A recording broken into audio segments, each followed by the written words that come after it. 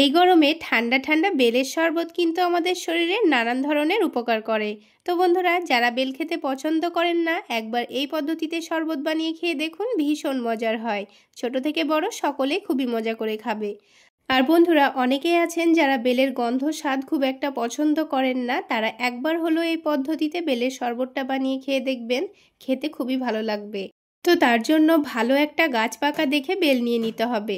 বেলটাকে খুব ভালোভাবে ধুয়ে পরিষ্কার করে নিয়েছি, তারপর বেলটাকে ফাটিয়ে নিয়েছি। তো দেখুন, বেলটা ফাটিয়ে নেওয়ার পর এবার বেলের শাঁসটা আমি একটা চামচ দিয়ে বার করে নেব। তো দেখুন, বেলটা কিন্তু খুব সুন্দর পাকা আছে। তো এরকম পাকা দেখে বেল নিয়ে নিতে হবে। এবার একটা চামচের সাহায্যে বেলের শাঁসটা খুব ভালোভাবে তুলে নিচ্ছি। তো দেখুন, বেল থেকে বেলের পুরো শাঁসটা আমি তুলে নিয়েছি। তারপর এখানে হাফ গ্লাস মতো পানি দিয়েছি। তারপর হাত দিয়ে একটু ভালোভাবে মেখে বেলের শাঁসটা পানির সঙ্গে ভালোভাবে মিশিয়ে নিতে হবে। তো পানিটা আমি এখানে অল্প করে দিয়ে দিয়েছি। বারে বারে অল্প অল্প করে পানি দিয়ে বেলের শাঁসটাকে পানির সঙ্গে ভালোভাবে মাখিয়ে নিতে হবে। আর এই একটা মাঝারি সাইজের বেল থেকে কিন্তু আমার 4 গ্লাস শরবত তৈরি হবে। তো সেই অনুযায়ী পানি দিয়ে দিতে হবে। তারপর এখানে যে বেলের দানা আঁশ যেগুলো আছে সেগুলো হাত দিয়ে একটু চিপে চিপে বাদ দিয়ে দেব। তো এইভাবে করে প্রথমে বাদ দিয়ে নিলে কিন্তু এই বেলের শাঁসটা ছেঁকতে খুবই সুবিধা হবে। তো কিছুক্ষণ হাত দিয়ে দানা দানা ভাবগুলোকে চিপে চিপে ফেলে দেওয়ার পর এবার এই বেলের পিউরিটাকে ছেঁকে নিতে হবে। তো বেলের পিউরিটা ছেঁকে নেওয়ার পর এর উপরে আবারও আমি 1 গ্লাস মতো পানি দিয়ে দিয়েছিলাম। তারপর এটাকে খুব ভালোভাবে ছেঁকে নিচ্ছি।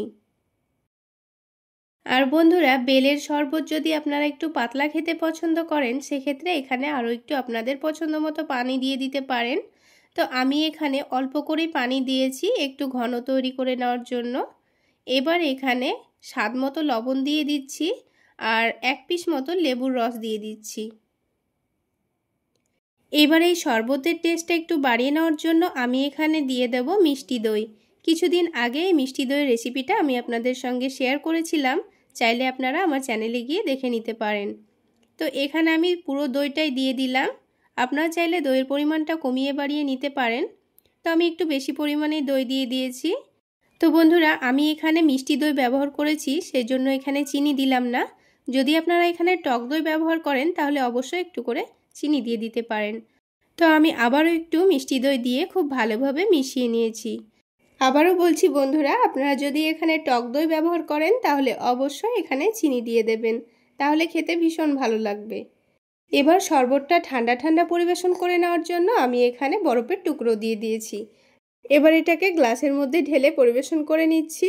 তাহলে বন্ধুরা, আজকের এই বেলের শরবত আপনাদের কেমন লাগলো অবশ্যই কমেন্ট সেকশানে জানাবেন। আর ভালো লাগলে একটা লাইক শেয়ার করে দেবেন। সেই সাথে আমার এই সহজ রেসিপিগুলো যদি ইউটিউব চ্যানেল থেকে দেখে থাকেন, চ্যানেলটি সাবস্ক্রাইব করে দেবেন। আর ফেসবুক পেজ থেকে দেখে থাকলে পেজটি ফলো করে দেবেন। তাহলে বন্ধুরা, আজকে এই পর্যন্তই। সকলে অনেক বেশি ভালো থাকবেন, সুস্থ থাকবেন। দেখা হচ্ছে আরও একটি নতুন রেসিপি নিয়ে নেক্সট এপিসোডে।